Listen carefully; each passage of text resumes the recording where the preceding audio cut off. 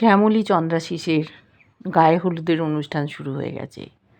চন্দ্রাশিস প্রতিটা মুহূর্ত উপভোগ করছে।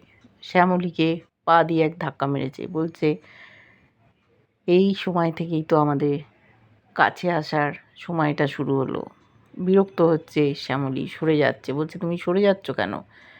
মনে মনে ভাবছে এই অসভ্য লোকটার সাথে আমাকে বিয়ে করতে হচ্ছে।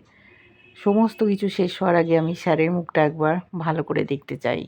ওখানে ছিল প্রিয়া প্রতিম, দেখছে বউ ঘোমটা মাথায় দিয়ে, একটাও ছবি আসছে না। প্রিয়া চলে এসেছিল সামনে, বলছে ম্যাম একটা ছবি অন্তত ঘোমটা খুলে তুলুন, এগুলো তো মেয়েদের কাছে একটা স্মৃতি হয়ে থাকে। কিন্তু ন্যানি বলল ওই যে ওর মাথায় আঘাত পেয়েছে সেই জন্য ও ঘোমটা দিয়ে আছে। অনিকে দোকানে এসেছিল। শ্যামলী চমকে গেছে, প্রিয়াকে নিয়ে চলে গেছে, বলছে তোর কি দরকার?